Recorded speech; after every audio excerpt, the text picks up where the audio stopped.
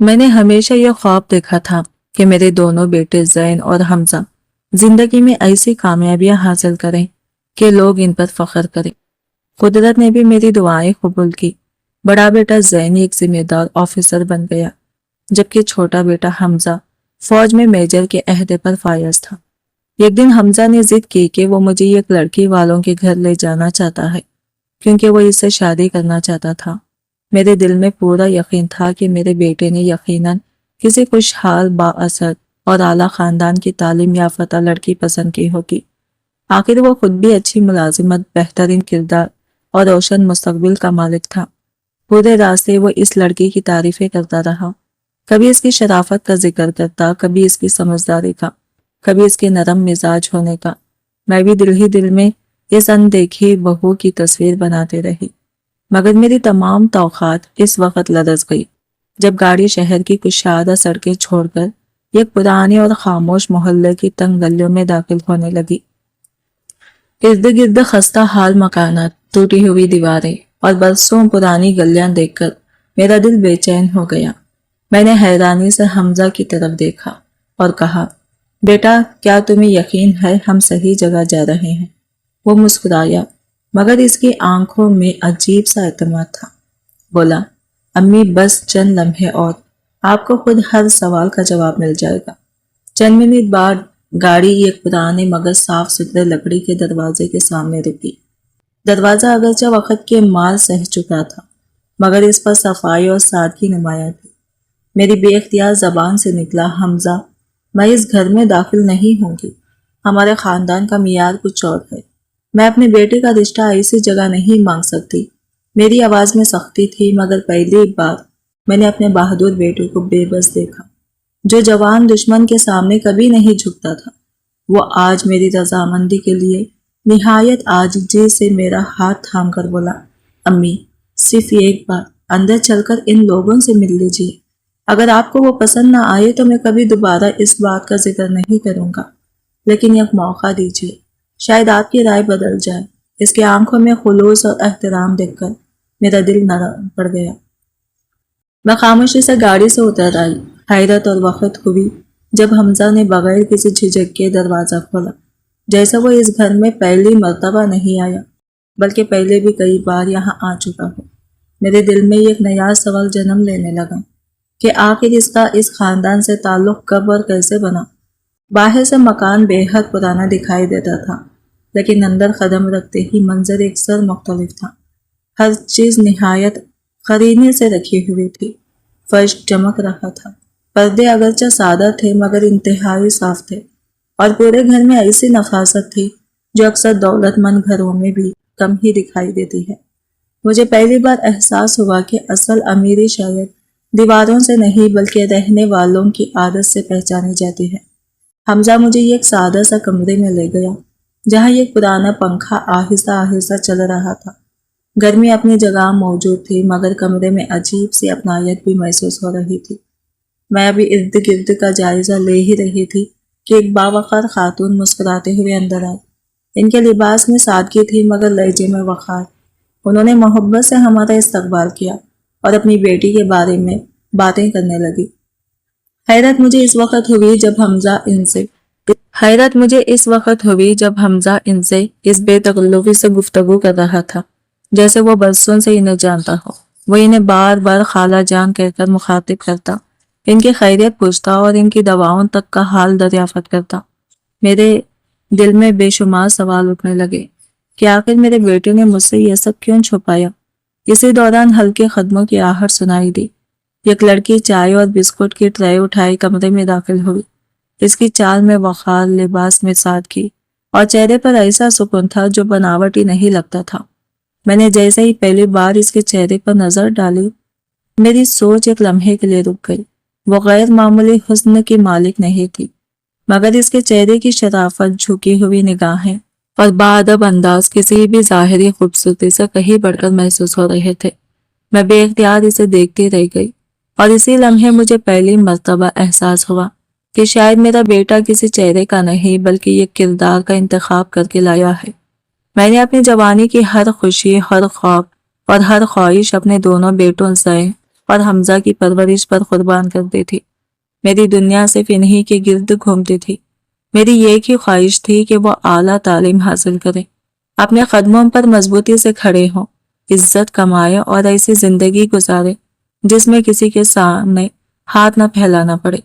اسی مقصد کے لیے میں نے اپنی ہر خوشی خاموشی سے قربان کر دی، کیونکہ ایک ماں کے لیے اولاد کی کامیابی ہی اس کی سب سے بڑی دولت ہوتی ہے۔ لیکن زندگی نے اس وقت ایسا رخ بدلا جس کا میں نے کبھی تصور بھی نہیں کیا تھا۔ میرے شوہر کا اچانک انتقال ہو گیا اور ایک لمحے میں میرے سر سے زندگی کا سب سے مضبوط سہارا اٹھ گیا۔ میں خود کو ایسے اندھیرے راستے پر کھڑی محسوس کر رہی تھی جہاں دور دور تک کوئی روشنی دکھائی نہیں دیتی تھی، مگر انہی تاریک لمحوں میں نے اپنے آنسو پہنچ کر ایک فیصلہ کیا کہ چاہے مجھے کتنی ہی آزمائشوں سے کیوں نہ گزرنا پڑے، میں اپنے بیٹوں کو اس مقام تک ضرور پہنچاؤں گی جہاں وہ عزت اور وقار کے ساتھ زندگی گزار سکیں۔ اس عزم کو پورا کرنے کے لیے میں نے اپنی ہر آسائش قربان کر دی۔ گھر کا ایک ایک قیمتی سامان بکتا چلا گیا، میرے زیورات ایک ایک کر کے رخصت ہو گئے، حتیٰ کہ کئی بار اپنی ضروریات بھی قربان کر دی تاکہ بچوں کی تعلیم، تربیت یا خوابوں میں کبھی کوئی رکاوٹ نہ آئے۔ میں نے خود پر سختیاں برداشت کی، مگر کبھی انہیں احساس نہیں ہونے دیا کہ ان کی کامیابی کے پیچھے کتنی قربانیاں دفن ہیں۔ میرے دونوں بیٹوں کی طبیعت ایک دوسرے سے بالکل مختلف تھی۔ بڑا بیٹا زین بچپن ہی سے سنجیدہ، دور اندیش اور ذمہ داری اٹھانے والا تھا۔ باپ کے انتقال کے بعد اس کی عمر تو کم تھی، مگر سوچ ایک بالغ انسان جیسی ہو گئی تھی۔ وہ ہر قدم سوچ سمجھ کر اٹھاتا اور ہمیشہ گھر کے حالات کو اپنی خواہشات پر ترجیح دیتا۔ دوسری طرف حمزہ نہایت نرم دل، محبت کرنے والا اور جذباتی مزاج رکھتا تھا۔ شاید اسی لیے میرا دل اس کی طرف کچھ زیادہ جھک جاتا تھا۔ وہ میری ایک آواز پر سب کچھ چھوڑ کر میرے پاس آ جاتا، میری ہر بات کو حکم سمجھتا اور میری خوشی کو اپنی کامیابی تصور کرتا تھا۔ اللہ نے میری برسوں کی دعاؤں اور بے شمار قربانیوں کو رائیگاں نہیں جانے دیا۔ زین نے اپنی غیر معمولی محنت اور قابلیت کے بل پر فوج میں آفیسر کی حیثیت سے کمیشن حاصل کی، جبکہ حمزہ نے بھی مسلسل جدوجہد کے بعد قانون نافذ کرنے والا ادارے میں ایک باعزت عہدہ سنبھال لیا۔ ان دونوں کی کامیابی میرے لیے کسی خواب کے پورا ہونے سے کم نہیں تھی۔ مجھے آج بھی وہ دن نہیں بھولتا جب دونوں اپنی پہلی تنخواہ لے کر گھر آئے۔ انہوں نے خاموشی سے اپنی کمائی میری ہتھیلی پر رکھ دی۔ میری آنکھوں سے بے اختیار آنسو بہنے لگے۔ ایسا محسوس ہوا جیسے برسوں کی تھکن، فاقے، بے خوابی اور جدوجہد ایک ہی لمحے میں ختم ہو گئی ہوں۔ اس دن پہلی بار مجھے یقین آیا کہ میری قربانیاں ضائع نہیں گئی، بلکہ اللہ نے انہیں عزت اور سکون کی صورت میں لوٹا دیا ہے۔ اس کے بعد ہماری زندگی آہستہ آہستہ بدلنے لگی۔ غربت کا سایہ پیچھے رہ گیا اور خوشحالی نے ہمارے گھر کا راستہ دیکھ لیا۔ لیکن سب سے بڑی تبدیلی ہمارے رشتہ داروں کے رویوں میں آئی۔ وہی لوگ جو کبھی ہمیں نظر انداز کر دیتے تھے، اب ہر خوشی اور ہر تقریب میں سب سے پہلے ہمیں یاد کرتے۔ ایک وقت تھا جب کسی شادی یا دعوت میں مجھے کونے کی نشست دی جاتی تھی اور لوگ اس خوف سے بھی دور رہتے تھے کہ کہیں میں ان سے مالی مدد نہ مانگ لوں۔ بعض تو ہمیں دعوت دینا بھی ضروری نہیں سمجھتے تھے۔ اب منظر بالکل بدل چکا تھا۔ ہر تقریب کا پہلا دعوت نامہ ہمارے گھر آتا۔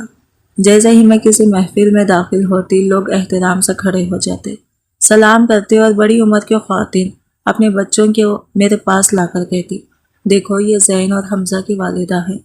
ان کے لہجوں میں اب ہمدردی نہیں بلکہ عزت کے ساتھ یہ خاموش مفاد بھی جھلکتا تھا۔ میں بخوبی سمجھنے لگی تھی کہ دنیا اکثر انسان کی ذات سے زیادہ اس کے مقام اور حیثیت کو سلام کرتی ہے۔ میرے بیٹوں کی دیانتداری، بہادری اور اعلیٰ کردار کے چرچے ہر طرف ہونے لگے تھے۔ لوگ ان کی مثالیں دیتے تو میرا دل شکر سے بھر جاتا۔ میں ہر نماز کے بعد اللہ کا شکر ادا کرتی کہ اس نے میری محنت کو ثمر دیا، مگر شاید یہی وہ مرحلہ تھا جہاں میرے دل میں ایک خاموش تبدیلی جنم لینے لگی۔ برسوں کی محرومی اور غربت نے میرے اندر یہ احساس پیدا کر دیا تھا کہ اب میرے بیٹوں کی زندگی میں کوئی ایسی کمی باقی نہیں رہنی چاہیے۔ رفتہ رفتہ میں نے خواب دیکھنا شروع کر دیا کہ ان کی شادیاں بھی کسی انتہائی بااثر، خوشحال اور اعلیٰ خاندان میں ہوں، تاکہ وہ عزت جو بڑی مشکل سے ہمارے حصوں میں آئی تھی، ہمیشہ قائم رہے۔ یہی خواہش آہستہ آہستہ میرے فیصلوں پر اثر انداز ہونے لگی، اور مجھے اندازہ بھی نہ ہوا کہ انسان کی اصل آزمائش کبھی کبھی کامیابی کے بعد شروع ہوتی ہے۔ جو وقت گزرتا گیا میرے اندر ایک سوچ جڑیں پکڑتی گئی کہ اس دنیا میں اصل قدر انسان کی نہیں بلکہ اس کی حیثیت اور دولت کی ہوتی ہے۔ میں نے اپنی زندگی میں غربت کے وہ دن دیکھے تھے جب رشتہ دار بھی نظریں چرا لیتے تھے، اور آج خوشحالی آئی تو وہی لوگ عزت دینے لگے تھے۔ شاید اسی تجربے نے میرے دل میں یہ یقین بٹھا دیا تھا کہ اب میرے بیٹوں کی شادیاں صرف ایسے خاندانوں میں ہوں گی جہاں دولت، اثر و رسوخ اور سماجی مقام کی کوئی کمی نہ ہو۔ میں نے دل میں عہد کر لیا کہ اپنے گھر کی دہلیز پر ایسی بہو ہی لاؤں گی جو ایک مضبوط اور خوشحال پس منظر سے تعلق رکھتی ہو۔ میں دوبارہ وہ دن کبھی نہیں دیکھنا چاہتی تھی جب لوگ ہماری مجبوریوں پر ترس کھاتے تھے۔ جب بھی میں اپنے بڑے بیٹے زین سے اس کی شادی کا ذکر چھیڑتی تو وہ ہلکی سے مسکراہٹ کے ساتھ بات بدل دیتا۔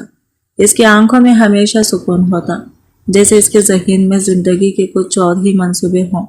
وہ نرمی سے کہتا، امی، ابھی میری تمام توجہ اپنی ذمہ داریوں پر ہے، شادی کے لیے پوری زندگی پڑی ہے۔ اگر آپ واقعی گھر میں بہو لانا چاہتی ہیں تو پہلے حمزہ کا گھر آباد کر دیجیے۔ وہ زیادہ خوش مزاج ہیں، گھر میں رونق بھی رہے گی اور آپ بھی تنہا محسوس نہیں کریں گے۔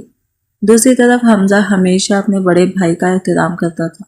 وہ ہنستے ہوئے کہتا، امی، بھائی کی مرضی کے خلاف انہیں مجبور نہ کریں۔ اگر وہ ابھی شادی نہیں کرنا چاہتے تو کوئی بات نہیں، آپ میری فکر کریں، میں آپ کی ہر خوشی میں راضی ہوں۔ اپنے دونوں بیٹوں کی یہ محبت اور ایک دوسرے کے لیے احترام دیکھ کر میرا دل بھر آتا۔ میں اکثر اللہ کا شکر ادا کرتی کہ اس نے مجھے ایسے فرما بردار اور با اخلاق بیٹے عطا کیے ہیں۔ البتہ میرے دل میں یہ الجھن مسلسل موجود رہتی۔ میں سوچتی کہ اگر چھوٹے بیٹے کی شادی پہلے کر دی تو لوگ طرح طرح کی باتیں کریں گے۔ کوئی ضرور پوچھے گا کہ بڑے بیٹے میں آخر ایسی کیا کمی ہے کہ ابھی تک اس کا گھر نہیں بسا۔ مگر حمزہ ہمیشہ مجھے سمجھاتا، امی، لوگوں کے پاس باتیں بنانے کے علاوہ اور بھی بہت کام ہوتے ہیں، ہمیں اپنی خوشیوں کا فیصلہ دوسروں کی زبان دیکھ کر نہیں کرنا چاہیے۔ آخرکار میں نے معاشرے کی پرواہ چھوڑ کر رشتے تلاش کرنا شروع کر دیا۔ حیرت کی بات یہ تھی کہ چند ہی دنوں میں ہمارے گھر کا ماحول بدل گیا۔ ایک کے بعد ایک پیغام آنے لگا۔ جن لوگوں نے کبھی ہماری خبر لینا بھی ضروری نہیں سمجھا تھا وہ اب خود رشتہ لے کر آنے لگے۔ ہر شخص کی خواہش تھی کہ اس کی بیٹی ہمارے خاندان کا حصہ بن جائے، کیونکہ اب میرے بیٹوں کی عزت، کردار اور کامیابی پورے شہر میں پہچانی جانے لگی تھی۔ کافی غور و فکر کے بعد میں نے حمزہ کے لیے ایک نہایت خوشحال اور بااثر خاندان کا انتخاب کیا۔ میں نے جان بوجھ کر اپنے قریبی رشتہ داروں میں رشتہ نہیں کیا، بلکہ ایسا گھر چنا جہاں دولت کی فراوانی، کاروبار کی شہرت اور سماجی مقام سب کچھ موجود تھا۔ اس خاندان کے سربراہ یہ کامیاب صنعت کار تھے۔ ان کی 2 بیٹیاں تھیں جبکہ اکلوتا بیٹا بیرون ملک کا اپنا کاروبار سنبھالتا تھا۔ ان کی شان و شوکت دیکھ کر مجھے یوں محسوس ہوتا تھا جیسے برسوں کی محرومی کا ہر زخم اب بھرنے والا ہے۔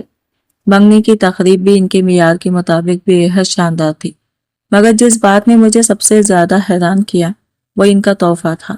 انہوں نے رسمی منگنی کے موقع پر ہی حمزہ کے نام ایک جدید اور وسیع و عریض گھر پر دیا۔ جب میں پہلی بار وہ گھر دیکھنے گئی تو کچھ لمحوں کے لیے میری سانس رک گئی۔ ہر چیز خواب جیسی محسوس ہو رہی تھی۔ واپسی کے راستے میں میرے ذہن میں بار بار ایک ہی خیال گردش کر رہا تھا کہ اگر صرف منگنی پر اتنی بڑی خوشی نصیب ہوئی ہے تو شادی کے بعد نہ جانے یہ لوگ ہمارے خاندان کو اور کتنی بلندیوں تک پہنچا دیں گے۔ یہی سوچ آہستہ آہستہ میرے دل میں ایسی خواہشات پیدا کر رہی تھی جن کا انجام میں اس وقت بالکل نہیں جانتی تھی۔ حسن کی منگنی میں ہونے والی شان و شوکت نے میرے دل پر ایسا اثر ڈالا کہ میری سوچ پہلے جیسی نہ رہی۔ جب میں اس خاندان کا رہن سہن، اس کا وسیع گھر، ان کی مہمان نوازی اور ہر چیز میں جھلکتی خوشحالی دیکھتی تو دل میں یہی خیال آتا کہ اگر یہ لوگ صرف منگنی پر اتنی عزت اور فراخ دلی دکھا رہے ہیں تو شادی کے موقع پر نہ جانے کتنی خوشیاں ہمارے نصیب میں لکھ دیں گے۔ میں خود کو بار بار یہی کہتے ہوئے پاتی کہ میری برسوں کی محنت اب رنگ لا رہی ہے اور شاید قسمت نے آخرکار ہمارے دروازے پر بھی دستک دے دی ہے۔ اسی دن سے میرے دل میں ایک نئی خواہشات نے جنم لیا۔ میں نے فیصلہ کر لیا کہ جس طرح حمزہ کا رشتہ ایک خوشحال خاندان میں طے ہوا ہے، इसी तरह जैन के लिए भी इससे बढ़कर किसी बाअसर और दौलतमंद घराने की बेटी तलाश करूंगी। मैं चाहती थी कि दोनों बेटों की शादियां एक ही वक्त में हो, ताकि एक ही खुशी में मेरी जिंदगी की तमाम महरूमियां खत्म हो जाए। मैं अपने ख्वाबों का वो मंजर बार बार तस्वर करती, जब मेरे दोनों बेटे अपनी अपनी दुल्हनों के साथ मेरे आंगन को आबाद करेंगे और हर तरफ खुशियों की रौनक होगी। चंद रोज बाद मैंने एक मर्तबा फिर जैन से शादी का जिक्र छेड़ा। मुझे यकीन था कि शायद इस बार वो मेरी बात मान लेगा, मगर इसने हस्बे मामूल मुस्कुराकर मेरी तरफ देखा और निहायत सुकून से बोला, अम्मी, अभी मुझे कुछ वक्त अपनी जिम्मेदारियों के साथ गुजारने दीजिए। मेरी जिंदगी में अभी बहुत से काम बाकी हैं। हमजा की मंगनी हो चुकी है, अब आप पूरी तवज्जो इसकी शादी की तैयारियों पर रखें। मेरी फिक्र बाद में भी की जा सकती है। मैंने इसे काफी समझाने की कोशिश की, मुख्तलिफ रिश्तों का जिक्र भी किया, मगर इसके फैसले में कोई तब्दीली ना आई। आखिरकार मैंने मजीद इसरार छोड़ दिया और सारी तवज्जो हमजा की शादी की तैयारियों पर मरकूज कर दी। चंद ही दिनों बाद दोनों खानदानों की मशावरत से शादी की तारीख तय हो गई। घर में खुशियों का एक नया मौसम उतर आया। हर तरफ खरीदारी, मेहमानों की फुर्सतें, दावतनामे और तैयारियों की बातें होने लगी। मैं भी बरसों बाद इतनी खुश थी कि रातों को जाग कर आने वाले दिनों के ख्वाब देखती रहती। मुझे क्या मालूम था कि किस्मत मेरे लिए एक ऐसा मोड़ छुपा कर बैठी है जो न सिर्फ मेरी सोच बल्कि मेरे तमाम फैसलों को हमेशा के लिए बदल देगा। शादी की तैयारियां उरूज पर थी और घर में हर तरफ खुशियों का समा था। होने वाली दुल्हन आयशा एक निहायत खुशहाल खानदान से ताल्लुक रखती थी, इसलिए हर आने वाला यही कहता कि हमारी किस्मत बदल गई है। मैं भी दिल ही दिल में खुद को कामयाब समझने लगी थी। अपनी होने वाली बहू के लिए मैंने शहर के बेहतरीन बाजारों से निहायत नफीस मलबूसात, कीमती जेवरात और हर वो चीज़ खरीदी जो एक माँ मोहब्बत से अपनी बहू के लिए चुनती है। मैं चाहती थी कि जब वो हमारे घर आए तो इसे कभी महसूस ना हो कि इसकी सास ने किसी चीज़ में कमी रखी है। लेकिन मेरी खुशी इस वक्त धुंधला गई जब हमजा ने आकर निहायत नरमी से बताया कि आयशा मेरी खरीदी हुई कोई चीज़ इस्तेमाल नहीं करना चाहती।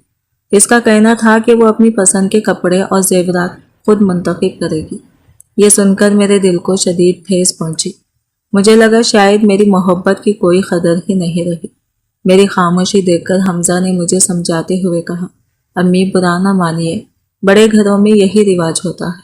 वहाँ हर लड़की अपनी पसंद से सब कुछ खरीदती है। अगर आप इसे आज़ादी देंगे तो वो आपकी और भी इज्जत करेगी। मैंने बेटे की बात मान ली, अगरचा दिल पूरी तरह मुतमईन नहीं था। खामोशी से सारे कपड़े और जेवरात एक संदूक में रख दिए और सोचा कि जब जैन की शादी होगी तो शायद वो सब इस मौके पर काम आ जाएंगे। मैंने अपने दिल की उदासी किसी पर जाहिर नहीं होने दी। चंद दिन बाद मैंने घर का सबसे खूबसूरत कमरा नए जोड़े के लिए तैयार करवाया। हर चीज़ अपनी निगरानी में सजाई, पर्दे बदलवाए, नया फर्नीचर रखा और दिल ही दिल में तसव्वुर करती रही कि मेरी बहू इस कमरे में कदम रखेगी तो खुश हो जाएगी।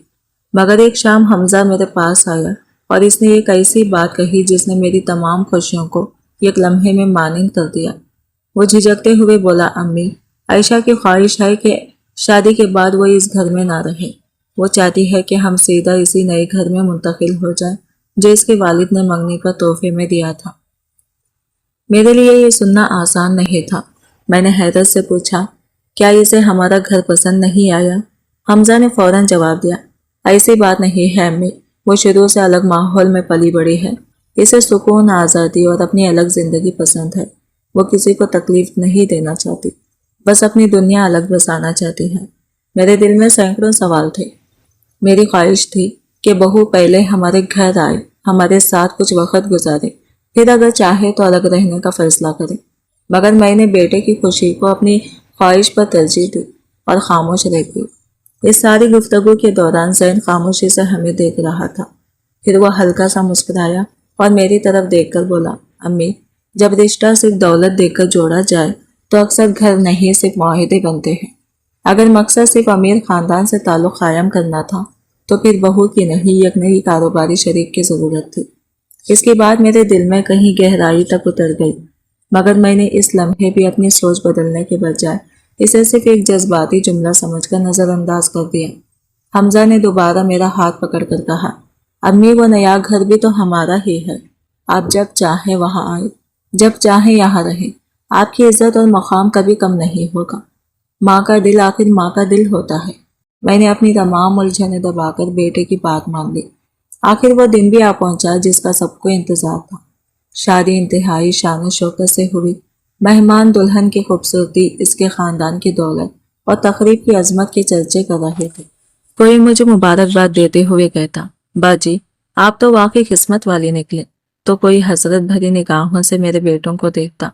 میں بھی ان تعریفوں میں بہہ کر خود کو دنیا کی خوش نصیب ترین ماں سمجھنے لگی۔ مگر خوشیوں کا وہ شور اس وقت خاموش ہو گیا جب رخصتی کے بعد عائشہ اپنے شوہر کے ساتھ سیدھی اسی نئے بنگلے میں چلی گئی۔ میں زین اور باقی سب لوگ اپنے پرانے گھر واپس لوٹ آئے۔ پہلی بار وہ گھر جو کبھی مجھے جنت لگتا تھا، عجیب حد تک سنسان محسوس ہونے لگا۔ میری سجی ہوئی کوٹری خالی تھی، نئے پردے بے جان لگ رہے تھے اور دل میں یہ انجانی سی اداسی اتر آئی تھی۔ اسی رات میں خاموش بیٹھی انہی خیالوں میں گم تھی کہ زین میرے پاس آ کر بیٹھ گیا۔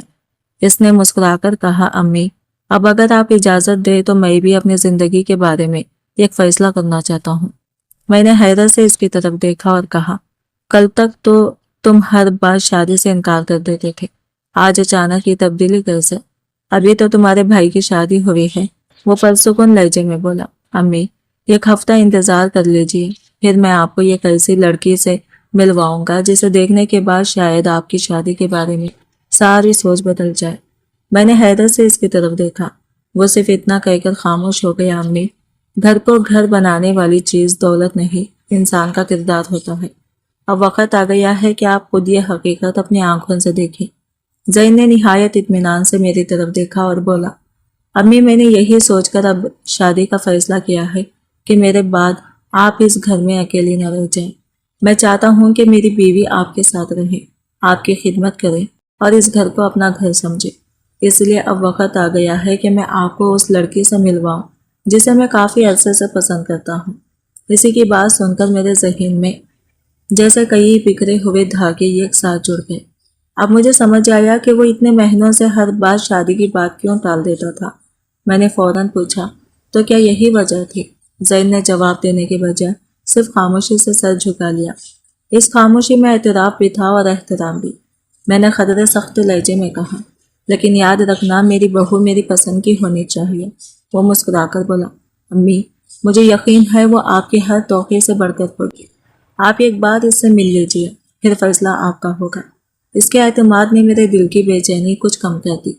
چونکہ زین 2 ماہ کی چھٹی پر آیا ہوا تھا، اس لیے اس نے چند دن بعد کہا، امی بہتر ہوگا حمزہ اور عائشہ بھی ہمارے ساتھ چلیں، تاکہ بعد میں کسی کو یہ نہ لگے کہ میں نے سب کچھ ان سے چھپا کر کیا۔ وہ لوگ مجھے اچھی طرح جانتے ہیں، اس لیے میرے وہاں آنے پر کسی کو اعتراض نہیں ہوگا۔ اس کی باتوں سے مجھے یہی گمان ہوا کہ یقیناً یہ بھی کسی باوقار اور خوشحال خاندان کا گھر ہوگا۔ آخر کوئی شریک گھرانہ کسی غیر لڑکے کو بار بار اپنے گھر آنے کی اجازت آسانی سے نہیں دیتا۔ میں راستے بھر یہی سوچتی رہی کہ اگر لڑکی والوں نے دولت یا کسی تحفے کے ذریعے ہمیں متاثر کرنے کی کوشش کی تو اس بار میں صاف انکار کر دوں گی۔ ایک بہو مجھے چاہیے تھی، کوئی لین دین نہیں۔ لیکن اچانک زین نے گاڑی کا رخ شہر کی کشادہ سڑکوں سے ہٹا کر ایک پرانے اور خاموش علاقے کی طرف موڑ دیا۔ ارد گرد کی گلیاں تنگ ہوتی جا رہی تھی اور مکانوں پر وقت کے گرد صاف دکھائی دے رہے تھے۔ میں نے گھبرا کر پوچھا، زین ہم کہاں جا رہے ہیں؟ اس نے سکون سے جواب دیا، امی بس چند لمحے اور وہ یہی رہتی ہیں۔ چند ہی لمحوں بعد گاڑی ایک بوسیدہ سے مکان کے سامنے رک گئی۔ لکڑی کا پرانا دروازہ جگہ جگہ سے خستہ ہو چکا تھا اور دیواروں پر وقت کے نشان صاف دکھائی دے رہے تھے۔ وہ منظر دیکھتے ہی میرے چہرے کا رنگ بدل گیا۔ مجھے اپنی ہی سوچ پر شرمندگی بھی محسوس ہونے لگی کہ ابھی کچھ دیر پہلے میں کس نشاندار گھر کا تصور کیے بیٹھی تھی۔ اسی دوران حمزہ کی گاڑی بھی ہمارے پیچھے آ کر رک گئی، مگر جیسے ہی عائشہ نے ارد گرد کا ماحول دیکھا، اس نے دروازہ کھولنے سے ہی انکار کر دیا۔ اس کے چہرے پر ناگواری صاف نمایاں تھی۔ زین نے ادب سے کہا، بھابھی صرف چند منٹ کی بات ہے، ایک بار اندر چل کر ان لوگوں سے مل لیجیے۔ مگر عائشہ نے بیزاری سے رخ دوسری طرف پھیر لیا، گاڑی کا شیشہ اوپر کیا اور حمزہ سے بولی، مجھے یہاں ایک لمحہ بھی نہیں رکنا، براہ کرم گاڑی واپس موڑو، یہاں میرا دم گھٹ رہا ہے۔ مجھے امید تھی کہ حمزہ کم از کم اپنے بڑے بھائی کا خیال رکھے گا، مگر اس نے ایک لمحہ بھی ضائع نہ کیا۔ اس نے زین کی طرف افسوس بھری نظر بھی نہ ڈالی اور خاموشی سے گاڑی موڑ کر وہاں سے روانہ ہو گیا۔ زین کے چہرے پر لمحہ بھر کے لیے جو اداسی ابھری وہ شاید صرف ایک ماں ہی محسوس کر سکتی تھی۔ سچ تو یہ تھا کہ میرا بھی دل واپس جانے کو چاہ رہا تھا، مگر جب میں نے زین کی خاموش آنکھوں میں چھپی ہوئی امید دیکھی تو میرا قدم رک گیا۔ اس نے آہستہ سے میرا ہاتھ تھاما اور بولا، امی صرف ایک ملاقات، اس کے بعد اگر آپ نہ چاہیں تو میں کبھی اس موضوع پر بات نہیں کروں گا۔ میں نے خاموشی سے اس کا ساتھ دیا اور اس کے ساتھ اندر داخل ہو گئی۔ باہر سے مکان جتنا پرانا دکھائی دیتا تھا، اندر کا ماحول اس سے بالکل مختلف تھا۔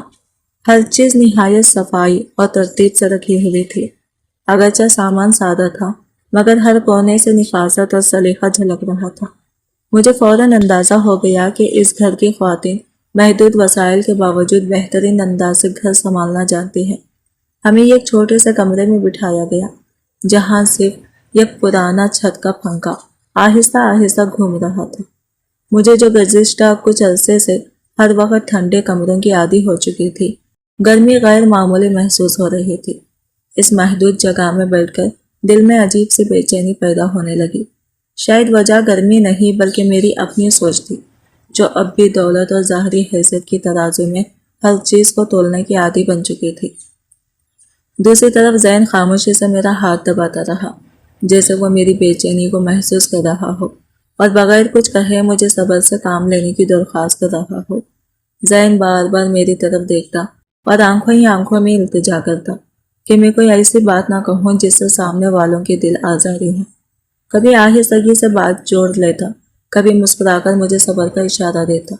میں اس کی بے چینی محسوس تو کر رہی تھی، مگر میرے دل میں پہلے ہی اس رشتے کے خلاف ایک دیوار کھڑی ہو چکی تھی۔ چند لمحوں بعد ایک عمر رسیدہ خاتون کمرے میں داخل ہوئی۔ ان کے چہرے پر تھکن ضرور تھی، مگر لہجے میں وقار اور آنکھوں میں شفقت نمایاں تھا۔ انہوں نے نہایت ادب سے ہمارا استقبال کیا اور گفتگو کے دوران بتایا کہ ان کے شوہر کا کئی برس پہلے انتقال ہو گیا تھا۔ اس کے بعد انہوں نے اکیلے ہی اپنی واحد بیٹی مریم کی پرورش کی، اسے اعلیٰ تعلیم دلوائی اور ہر مشکل کا مقابلہ کرتے ہوئے اسے باوقار زندگی جینا سکھایا۔ وہ اپنی بیٹی کا ذکر اس فخر سے کر رہی تھی جیسے ان کے پاس دنیا کی سب سے قیمتی دولت وہی ہو۔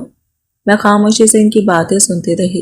میرے دل میں یہ ہی خیال تھا کہ اگرچہ گھر بہت سادہ ہے، لیکن شاید لڑکی غیر معمولی خوبصورت ہوگی، اس لیے زین اس کی تعریف کرتے نہیں تھکتا۔ اسی دوران مریم چائے کی ٹرے اٹھائے اندر آئی۔ میں نے پہلی بار اس پر نظر ڈالی تو میری تمام توقعات ایک لمحے میں ٹوٹ گئی۔ وہ عام سی شکل و صورت والی سانولی رقت کی ایک سادہ لڑکی تھی۔ اس کے لباس میں کوئی بناوٹ نہیں تھی، نہ ہی قیمتی زیورات تھے۔ میں حیران رہ گئی۔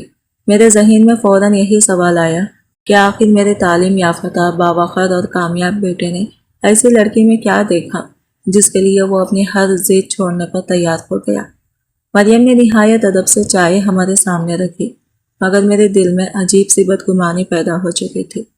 میں نے بغیر کسی وجہ کے یہ فرض کر لیا کہ شاید ماں بیٹی نے میرے بیٹے کی سادگی اور نرم دلی کا فائدہ اٹھایا ہے۔ حقیقت جانے بغیر ہی میں نے ان کے بارے میں فیصلہ سنا دیا تھا۔ چند رسمی جملوں کے بعد میں اچانک کھڑی ہو گئی اور سرد لہجے میں کہا، اب ہمیں اجازت دیجیے، کافی دیر ہو گئی ہے۔ میرے اس رویے سے کمرے کا ماحول ایک دم بدل گیا۔ عمر رسیدہ خاتون کے چہرے پر پریشانی صاف دکھائی دینے لگی، جبکہ زین بار بار انہیں احترام سے خالہ جان کہہ کر تسلی دیتا رہا۔ جب ہم دروازے تک پہنچے تو اس نے ان سے اسی محبت اور ادب کے ساتھ رخصت لی جیسے کوئی اپنی ماں سے مل کر واپس جاتا ہے۔ وہ منظر دیکھ کر بھی میرا دل نرم نہ ہو سکا۔ جیسے ہی ہم گاڑی میں بیٹھے میرے ضبط کا بندھن ٹوٹ گیا۔ میں نے سخت لہجے میں کہا، زین تم مجھے کہاں لے آئی تھی؟ ایک طرف وہ ٹوٹا پھوٹا گھر اور دوسری طرف وہ لڑکی، وہ کسی بھی لحاظ سے تمہارے برابر نہیں۔ اگر کم از کم شکل و صورت ہی اچھی ہوتی تو شاید میں سوچ بھی لیتی، مگر کل کو لوگ کیا کہیں گے؟ ایک بہو ہماری ایسی ہے جسے دیکھ کر ہر کوئی تعریف کرتا ہے، اور دوسری… میں نے بات ادھوری چھوڑ دی، مگر میرا مطلب زین اچھی طرح سمجھ گیا تھا۔ وہ نہایت تحمل سے بولا، امی خوبصورتی چند سال بعد بدل جاتی ہے، لیکن انسان کا کردار پوری زندگی ساتھ رہتا ہے۔ मरियम शायद आयशा भाभी जितनी हसीन ना हो, मगर वो दिल की बहुत साफ है। वो आपकी खिदमत करेगी, आपको कभी अकेला महसूस नहीं होने देगी। लेकिन मैं इसी वक्त इसकी कोई बात सुनने के लिए तैयार नहीं था। मैंने साफ लफ्जों में कह दिया, ये रिश्ता कभी नहीं होगा। पूरे रास्ते ज़ैन मुख्तलिफ अंदाज में मुझे समझाता रहा, मगर मेरे फैसले में कोई तब्दीली ना आई। शाम ढलते ही हमजा घर आया, मगर आज इसके चेहरे पर पहले वाली नरमी नहीं थी। आते ही इसने नाराजी से कहा, अम्मी, आज भाई ने बहुत गलत किया। मेरी वजह से आयशा के सामने मुझे शर्मिंदा होना पड़ा। वो मुसलसल कह रही थी कि आखिर भाई हमें किस जगह ले गए थे। लोग ज़ाहरी तौर पर चाहे कितने भी अमीर बन जाए, अगर सोच ना बदले तो सब बेकार है। अपने बड़े बेटे के बारे में ऐसे अल्फाज सुनकर मेरा दिल तड़प उठा। मुझे आयशा की बातों से ज़्यादा अफसोस इस बात का हुआ कि हमजा खामोश बैठा सब कुछ सुनता रहा। मैंने फौरन कहा, रिश्ता मुझे भी पसंद नहीं आया, लेकिन इसका यह मतलब हरगिज़ नहीं कि तुम्हारी बीवी को अपने बड़े देवर की बेइज्जती करने का हक मिल जाए। तुम्हें कम से कम अपने भाई का एहतराम तो करवाना चाहिए था। मेरी बात सुनकर हमजा के चेहरे के तासरात बदल गए। वो नाराज़ी से बोला, अम्मी, आप ना जाने क्यों हर बात में आयशा ही कसूरवार समझती हैं। वो सिर्फ अपनी राय दे रही थी, आप हर बात का गलत मतलब निकाल लेते हैं। यह कहकर वो गुस्से में वहां से चला गया। मैं देर तक खामोश बैठी दरवाजे की तरफ देखती रही। ये वही हमजा था जो कभी मेरी एक बात पर अपनी हर ख्वाहिश कुर्बान कर देता था, मगर आज पहली बार वो मेरी बात अधूरी छोड़कर नाराजगी के साथ चला गया था। मुझे अंदाज़ा नहीं था कि ये सिर्फ एक मामूली इख्तिलाफ नहीं, बल्कि हमारे ख़ानदान में आने वाली इन तब्दीलियों की इब्तिदा थी, जो आने वाले दिनों में हम सबकी ज़िंदगी हमेशा के लिए बदल देने वाली थी। ज़ैन ने जब महसूस किया कि मैं किसी सूरत अपनी राय बदलने के लिए तैयार नहीं, तो इसने मज़ीद बहस करना छोड़ दी। वो खामोश तो हो गया, मगर इसकी खामोशी में ये कैसी उदासी थी जो मुझे हर वक्त बेचैनी रखती थी। मैं अक्सर तन्हाई में बैठकर सोचती कि यही वो दो बेटे थे जिनके लिए मैंने अपनी जवानी, अपने ख्वाब, अपनी ख्वाहिशें और अपनी हर आसाइश कुर्बान कर दी थी। मगर आज ज़िंदगी की इसी मोड़ पर दोनों किसी न किसी तरह मुझसे दूर होते जा रहे थे। ज़ैन कभी कभी धीरे से कहता, अम्मी, आप सिर्फ एक बार मरियम को दिल से जानने की कोशिश करें। जब आप इसके साथ कुछ वक्त गुजारेंगी तो खुद मान जाएंगी कि मैंने गलत इंतखाब नहीं किया। मगर मेरी निगाहें इसके किरदार या इखलाक तक पहुंची नहीं रही थी। मैं सिर्फ इसकी ज़ाहरी शक्ल देखती और फौरन जहन में रिश्तेदारों की बातें गूंजने लगती। मुझे यही खौफ खाया जा रहा था कि लोग मेरी पसंद का मजाक उड़ाएंगे। मैं अपनी ज़िद में इस कदर आगे बढ़ चुकी थी कि मरियम की किसी खूबी को देखने के लिए भी तैयार नहीं थी। वक्त गुजरता गया और ज़ैन की खामोशी मज़ीद गहरी होती चली गई। वो पहले की तरह हंसता बोलता नहीं था। इसके चेहरे पर हर वक्त ये अनजाने से फिक्र रहती और एक माँ होने के नाते मैं इसकी ये कैफियत ज़्यादा देर बर्दाश्त न कर सकी। आखिरकार मैंने अपने दिल पर पत्थर रखा और सिर्फ अपने बेटी की खुशी की खातिर मरियम के साथ इसका रिश्ता मंजूर कर लिया। मेरी रजामंदी सुनते ही इसके चेहरे पर मुद्दतों बाद हकीकी मुस्कुराहट लौट आई। चंद दिन बाद इसकी छुट्टियां खत्म हुई और वो दोबारा अपनी ड्यूटी पर वापस चला गया। मगर जाते हुए इसके आंखों में यह इत्मीनान था कि शायद अब सब कुछ बेहतर हो जाएगा। इसके जाने के बाद घर पहले से कहीं ज्यादा वीरान लगने लगा। हमजा अपनी बीवी आयशा के साथ अलग रहने लगा था। शुरू में मैं सोचती रही कि शायद वो मसरूफ होगा, मगर आहिस्ता आहिस्ता इसके फोन कम होते गए। कई दिन गुजर जाते और वो सिर्फ रस्मी खैरियत पूछकर बात खत्म कर देता। वो बेटा जो कभी मेरे बगैर एक दिन नहीं गुजारता था, अब मेरी तन्हाई से जैसे बेखबर हो गया था। एक दिन दिल की घुटन बर्दाश्त न हुई तो मैंने खुद ही हमजा को फोन किया। मैंने धीरे से कहा, बेटा, घर में अकेले रहते रहते दिल बहुत उदास हो गया है। जब तक ज़ैन की शादी नहीं हो जाती, अगर तुम मुनासिब समझो तो मैं चंद दिन तुम्हारे पास आ जाऊं। मेरी तौखा थी कि वो फौरन खुश होकर मुझे बुलाएगा, मगर दूसरी तरफ चंद लम्हों की खामोशी छा गई। फिर इसने हिचकिचाते हुए कहा, अम्मी, मैं शाम तक आपको बताता हूँ। इसका ये जवाब सुनकर मेरे दिल में अजीब सा खलश पैदा हुई। मैं सोचने लगी, क्या एक माँ को अपने ही बेटे के घर आने के लिए भी इंतजार करना पड़ता है? वो घर जिसकी बुनियाद रखने के लिए मैंने अपनी पूरी जिंदगी खपा दी, आज वहां जाने की इजाजत भी मुझे फौरन नहीं मिल सकती। शाम को मैंने दोबारा फोन किया। हमजा ने कुछ झिझकते हुए कहा, अम्मी, मैं आयशा से बात करना चाहता था। مگر مصروفیت میں اس سے ذکر ہی نہیں کر سکا۔ اصل میں یہ گھر اب صرف میرا نہیں ہے، اس سے پوچھے بغیر میں آپ کو کیسے بلا سکتا ہوں؟ اس کے یہ الفاظ میرے دل پر کسی تیز دھار وار کی طرح لگے۔ میں کئی لمحوں تک خاموش رہی۔ میری آنکھوں کے سامنے وہ تمام دن گھومنے لگے جب میں نے اپنی بھوک مار کر اپنے بچوں کا پیٹ بھرا تھا، جب میں نے اپنے زیورات بیچ کر ان کی تعلیم مکمل کروائی تھی، جب ان کی ہر کامیابی کے لیے سجدوں میں راتیں گزارتی تھی، اور آج میرا اپنا بیٹا یہ کہہ رہا تھا کہ وہ اپنی ماں کو اپنے ہی گھر بلانے سے پہلے اجازت لینے پر مجبور ہے۔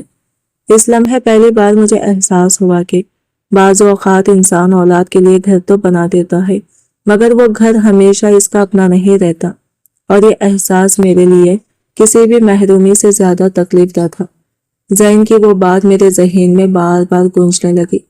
امی اس رشتے میں آپ بہو نہیں لا رہی، بلکہ اپنا بیٹا کسی اور کے حوالے کر رہے ہیں۔ اس وقت میں نے اس کی بات کو ضد سمجھ کر نظر انداز کر دیا تھا، مگر اب اس کے ہر لفظ کا مطلب میری سمجھ میں آنے لگا تھا۔ ایک ماں کو اپنے ہی بیٹے کے گھر جانے کے لیے اس کی بیوی کی اجازت کا انتظار کرنا پڑ رہا تھا، اور یہی احساس میرے دل کو اندر ہی اندر توڑ رہا تھا۔ اس کے بعد میں نے حمزہ کو دوبارہ فون نہیں کیا، لیکن اگلی صبح وہ خود مجھے لینے آ گیا۔ گاڑی میں بیٹھتے ہی برسوں کا جمع ہوا دکھ میرے لہجے میں اتر آیا۔ میں نے ناراضی سے کہا، حمزہ تمہیں ذرا بھی احساس نہیں ہوا؟ اپنی ماں کو گھر بلانے سے پہلے اجازت لینی پڑی۔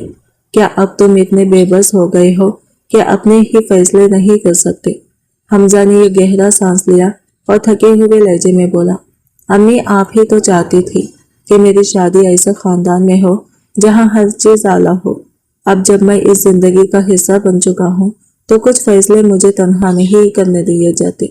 میں کسی کا دل بھی نہیں توڑ سکتا۔ اس کے جواب نے مجھے خاموش تو کر دیا، مگر دل کا بوجھ کم نہ ہوا۔ حالات جیسے بھی تھے، میرے پاس اس کے ساتھ جانے کے سوا کوئی راستہ نہیں تھا۔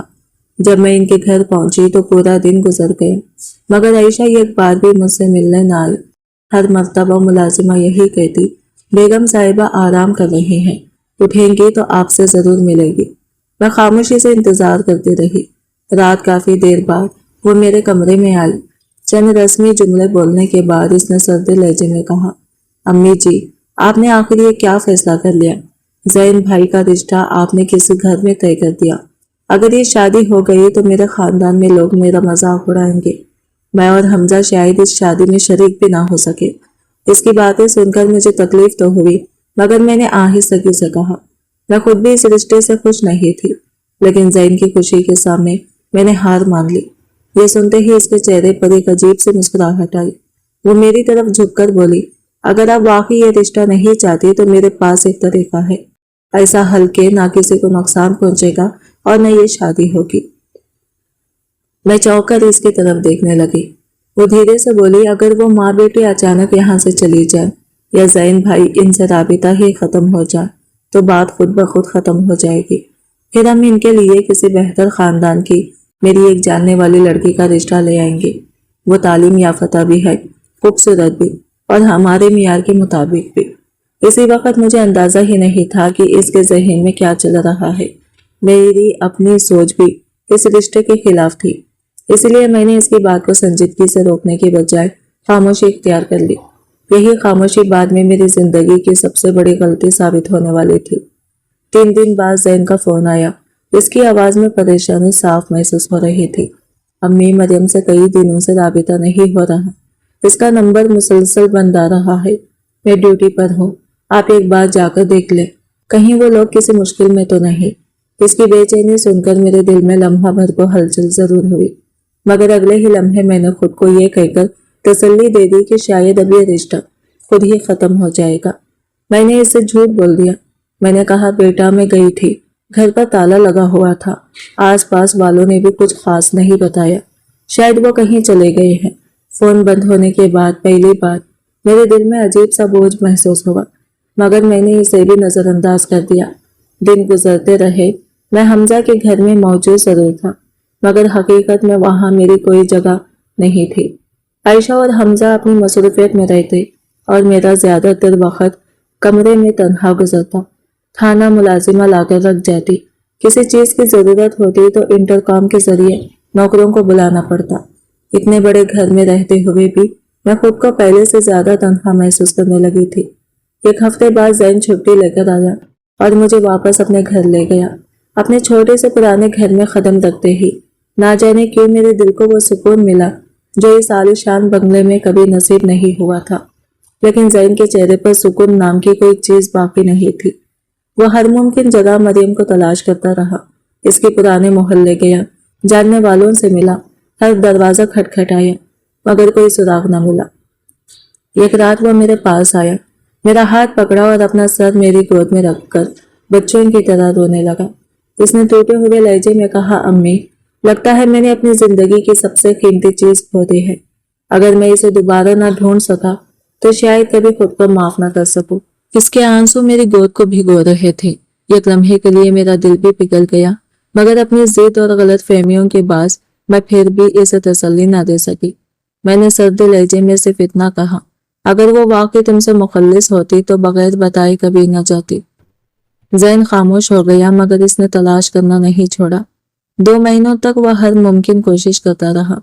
आखिरकार जब हर दरवाजा बंद हो गया और हर उम्मीद टूटने लगी तो पहली बार मैंने इसके चेहरे पर ऐसी शिकस्त देखी जिसने मेरे अपने दिल में भी एक अनजाना खौफ पैदा कर दिया।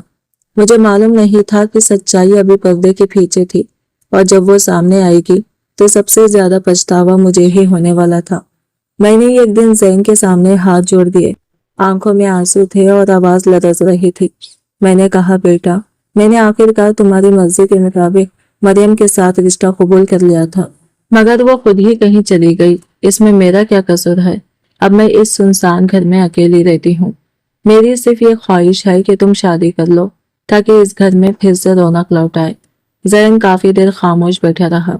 वो अब पहले जैसा जिद्दी नहीं रहा था, बल्कि मुसलसल सदमों ने इसे अंदर से तोड़ दिया था।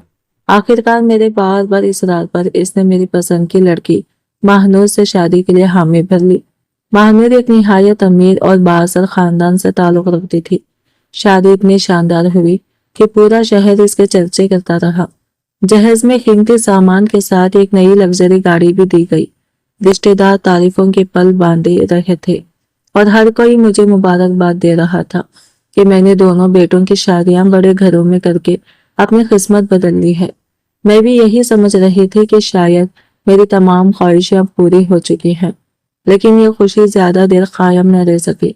हमजा और आयशा पहले ही अलग रहते थे और अब मानूर भी शादी के चंद ही दिन बाद अपने असल रंग दिखाने लगी। जैन के सामने वो निहायत नरम लहजे में बात करती, मगर जैसे ही वो ड्यूटी पर जाता इसका रवैया अक्सर बदल जाता। वो महंगे मगरिबी लिबास पहनकर घंटों तैयार होकर घर से निकल जाती, कई कई घंटे वापस ना आती। मैं सिर्फ खामोशी से इसे जाता हुआ देखती रहती। मुझे ना सवाल करने की इजाजत थी, ना किसी बात पर एतराज का हक। कई मर्तबा मैंने देखा कि मुख्तलिफ गाड़ियां आकर इसे ले जाती थी। कभी कोई नौजवान दरवाजे तक आता, कभी वो खुद बाहर जाकर इसके साथ रवाना हो जाती। मेरा दिल बेचैनी से भर जाता, मगर मैं खामोश रहती। आखिर ये रिश्ता मेरी अपनी पसंद का था। अगर मैं ही शिकायत करती तो सबसे पहले उंगली मुझ पर ही उठती।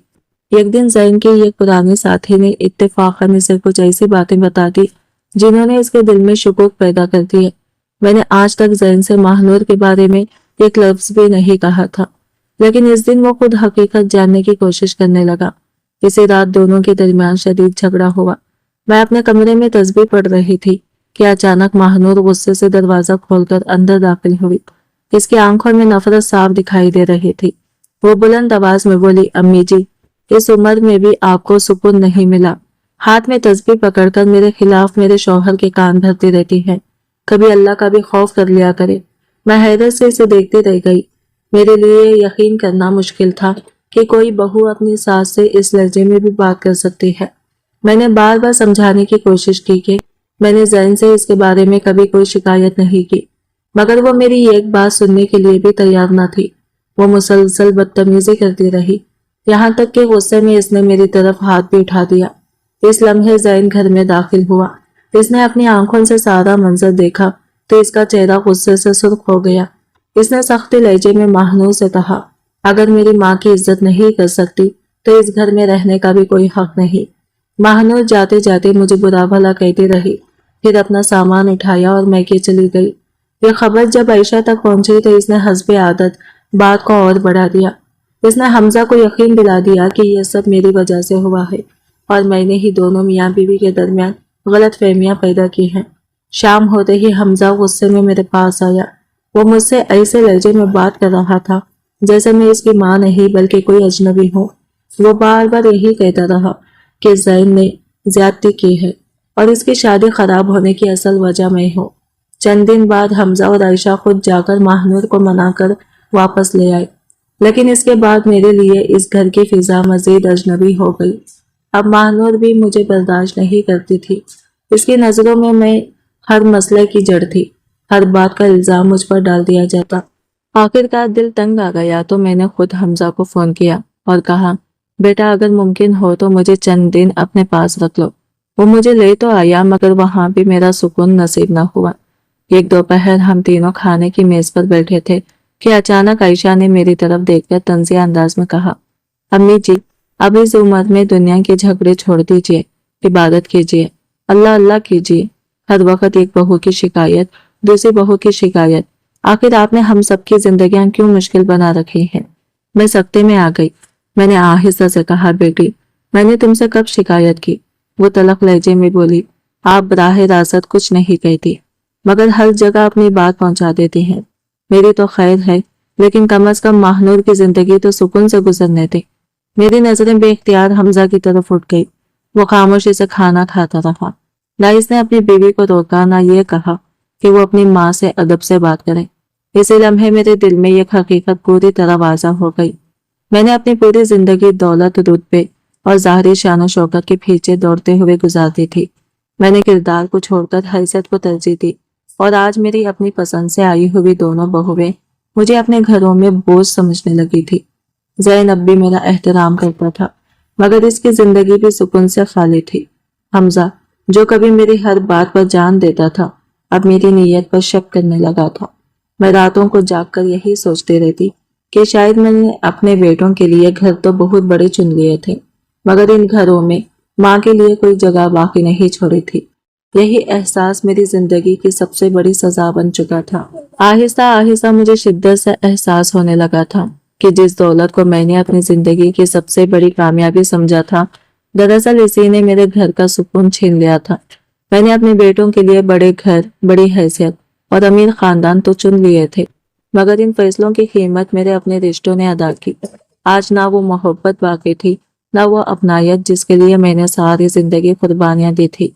حمزہ کے گھر آئے مجھے دوسرا دن تھا، شام کا وقت تھا، موسم میں ہلکی سی خنکی تھی، اس لیے ہم لان میں بیٹھ کر چائے پی رہے تھے۔ عائشہ کسی کام سے باہر گئی ہوئی تھی، نہ جانے کیوں اس دن میرا دل بے حد بوجھل تھا۔ برسوں سے دبا ہوا درد اچانک آنسوؤں کی صورت میں بہنے لگا۔ میں نے حمزہ کا ہاتھ پکڑ کر کہا، بیٹا تمہیں اندازہ بھی نہیں کہ میں نے تم دونوں کو اس مقام تک پہنچانے کے لیے کیا کچھ برداشت کیا ہے۔ اپنی ہر خوشی تم لوگوں پر قربان کر دی مگر آج میری حالت یہ ہو گئی ہے کہ نہ میں زین کے گھر سکون سے رہ سکتی ہوں اور نہ تمہارے پاس۔ میں روتے ہوئے بولتی جا رہی تھی مگر یہ نہیں کہتی کہ تم اپنی بیوی کے ساتھ سختی کرو، مگر جب وہ غلط بات کرے تو اسے سمجھانا تو شوہر کی ذمہ داری ہوتی ہے۔ میں تمہاری ماں ہوں، کوئی اجنبی نہیں۔ اگر میری بے عزتی تمہارے سامنے ہو اور تم خاموش رہو تو یہ خاموشی مجھے یہ ہر لفظ سے زیادہ تکلیف دیتی ہے۔ مجھے خبر ہی نہ ہوئی کہ عائشہ کب واپس آئی اور ہمارے پیچھے کھڑی ہو کر ساری گفتگو سننے لگی۔ اچانک اس نے غصے سے میرا بازو زور سے پکڑ لیا۔ اس کی انگلیوں کے ناخن میری جلد میں دھس گئے۔ وہ چیخ کر بولی، بس بہت ہو گیا، ابھی کے ابھی اپنا سامان اٹھائیے اور میرے گھر سے نکل جائیے، 2 منٹ بھی مزید یہاں نہیں رہ سکتی۔ اس نے مجھے بے دردی سے دھکا دیا۔ میں لڑکھڑا کر سنبھلی اور بے اختیار اپنی نظریں حمزہ کی طرف اٹھا دی۔ میں سامنے وہی بیٹھا کھڑا تھا جو قانون کی حفاظت کی قسم کھا چکا تھا مگر آج اپنی ماں کی عزت کی حفاظت کرنے کی ہمت بھی نہیں رکھتا تھا۔ وہ صرف اتنا بولا، عائشہ پلیز غصہ مت کرو، میں ابھی امی کو یہاں سے لے جاتا ہوں، تم فکر نہ کرو۔ اس کے بعد وہ خاموش ہو گیا۔ میرے اندر جیسے کچھ ٹوٹ گیا تھا۔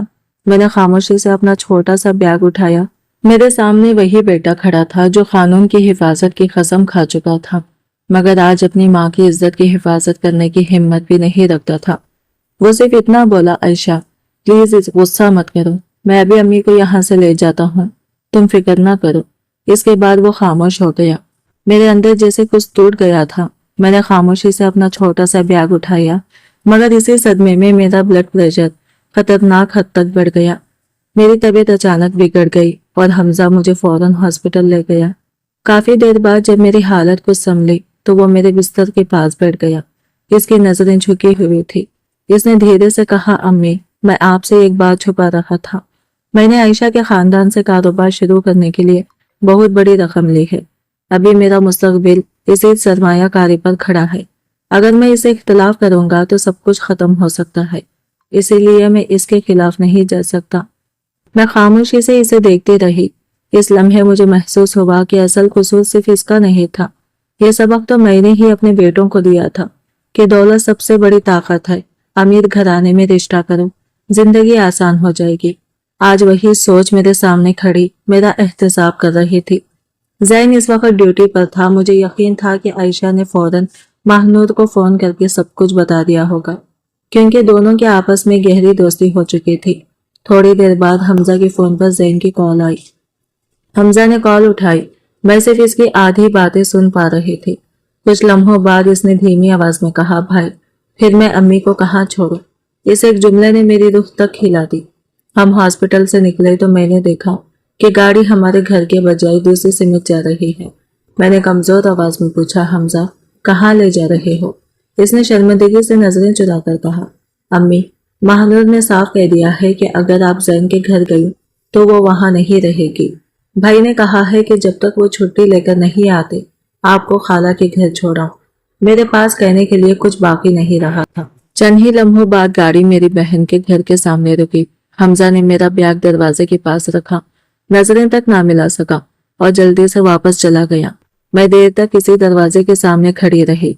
दो जवान कामयाब और खुशहाल बेटों की मां होने के बावजूद आज मेरे पास अपना कोई घर नहीं था। मैं सोच रही थी कि बहन के दरवाजे पर किस मुंह से दस्तक दूं कि अचानक मेरी नजर सामने वाली गली पर पड़ी। एक पुराना रिक्शा आकर रुका। इसमें से एक मानूस चेहरा उतरा। वो मरियम थी, मगर वो पहले वाली मरियम नहीं लग रही थी। इसके चेहरे पर थकन थी, मगर आंखों में वही सुकून बाकी था। वो निहायत एहतियात से अपनी कमजोर और बीमार माँ को सहारा देकर रिक्शे से उतार रही थी। दोनों के कपड़ों में सादगी थी, मगर एक दूसरे के लिए इनकी फिक्र किसी खजाने से कम ना थी। मेरी सांस जैसे रुक गई। जिस लड़की को मैंने सिर्फ इसकी कुर्बत और सांवले रंगत की वजह से मुस्तरद कर दिया था, आज वो अपनी बीमार माँ का हाथ इस मोहब्बत से थामे हुए थी जिस मोहब्बत की आरज़ू में मैं खुद बरसों से तरस रही थी। मेरे कदम बेख्तियार इनके पीछे उठने लगे। पछतावा मेरे दिल पर पहाड़ बनकर टूट चुका था। अब मैं सिर्फ एक हकीकत जानना चाहती थी, आखिर इस दिन के बाद मरियम अचानक कहाँ गायब हो गई थी और इसके साथ ऐसा क्या हुआ था जिसने मेरे बेटे की पूरी जिंदगी बदल कर रख दी। फिर ना जाने कैसे मेरे कदम खुद ब खुद इनके पीछे उठने लगे। मरियम अपनी वालिदा को सहारा देती हुई एक छोटे से बोसीदा मकान में दाखिल हुई और मैं भी हिम्मत जमा करके आहिस्ता आहिस्ता इनके पीछे अंदर चली गई। जैसे ही मेरी नजर घर के अंदर के हालात पर पड़ी, मेरा दिल जैसे बैठ गया। कच्चे फर्श, जगह जगह से झड़ती हुई दीवारें, पुराना सा सामान और कमरे के ये कोने में रखी टूटी हुई चारपाई, यही इनकी पूरी दुनिया थी। मरियम ने निहायत मोहब्बत से अपनी बीमार माँ को इस चारपाई पर लिटा दिया, इनके सर के नीचे तकिया दुरुस्त किया और कंबल उड़ा दिया। गुर्बत हर तरफ नजर आ रही थी, मगर इस छोटे से घर में एहतराम, मोहब्बत और अपनायत अब भी जिंदा थी। इतने में मरियम की वालिदा की नजर मुझ पर पड़ी। मुझे देखते ही इनका चेहरा हैरत, दुख और गुस्से से कांप उठा। मैं एक लम्हा भी खुद को संभाल ना सकी। फौरन इनके सामने हाथ जोड़ दिए और आंसुओं के साथ अपनी हर गलती का इतराफ करने लगी। मैंने रोते हुए कहा, बाजी मैंने आप लोगों को पहचानने में बहुत बड़ी गलती की। मैंने दौलत के गुरूर में इंसानियत को भुला दिया। अगर हो सके तो मुझे माफ कर दीजिए। बुजुर्ग खातून की आंखों में भी आंसू उतर आए। उन्होंने कमजोर आवाज में कहा, आप जैन की वालिदा है ना? मैंने तो हमेशा इसे अपना बेटा समझा था, मगर आप लोगों ने हमारे साथ वो सलूक किया जिसका हमने कभी तस्वुर भी नहीं किया था। फिर उन्होंने वो हकीकत बयान की जिसे सुनकर मेरे वजूद पर लर्जा तारी हो गया।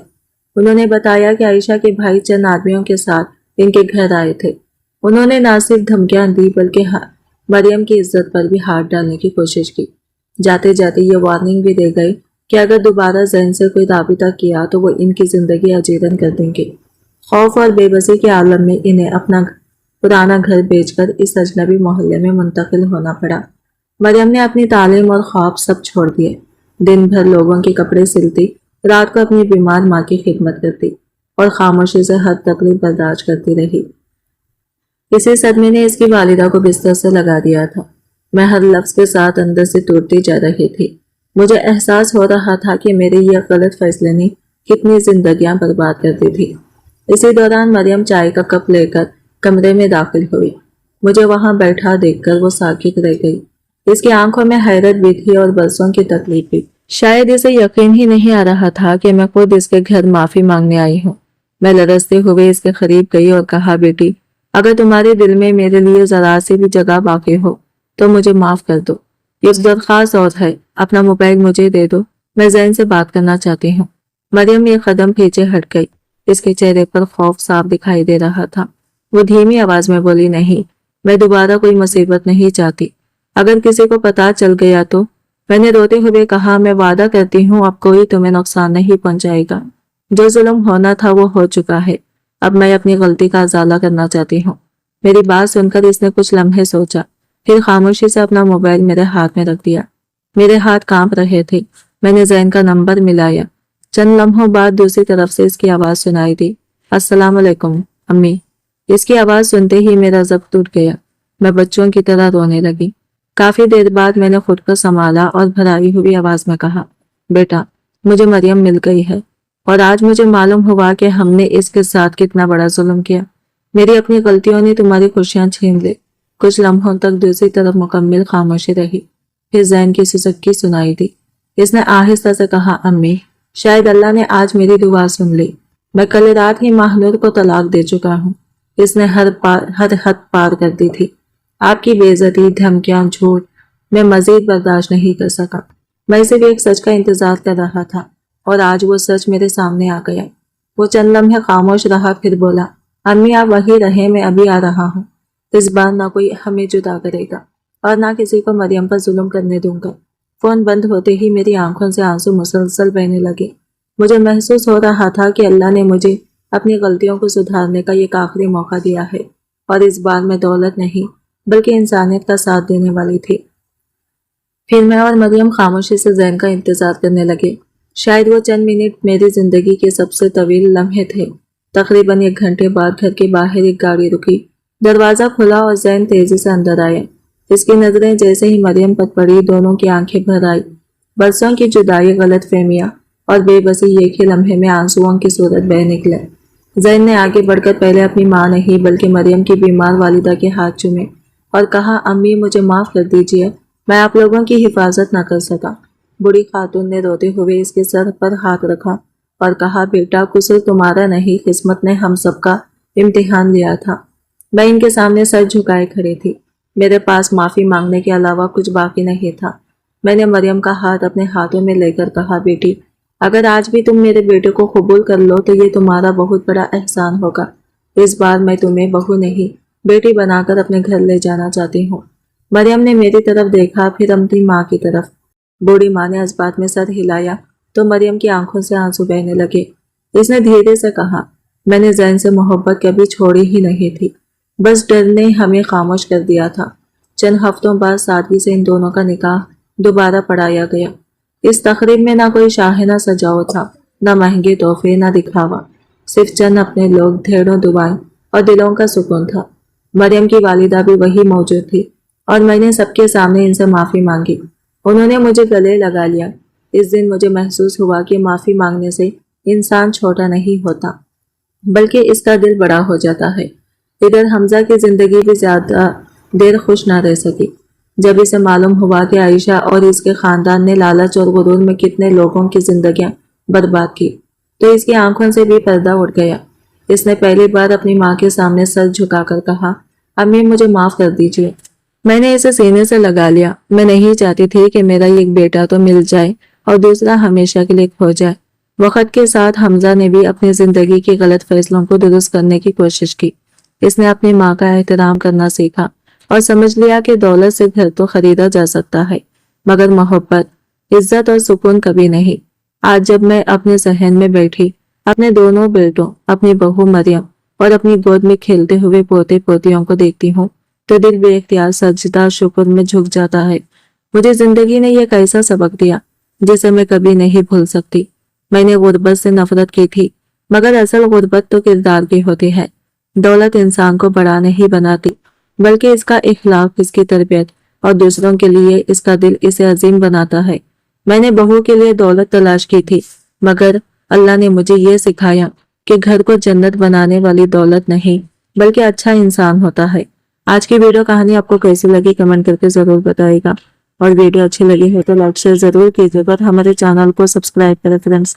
मिलते हैं अगले न्यू वीडियो के साथ, तब तक के लिए बाय बाय, टेक केयर, अल्लाह हाफिज।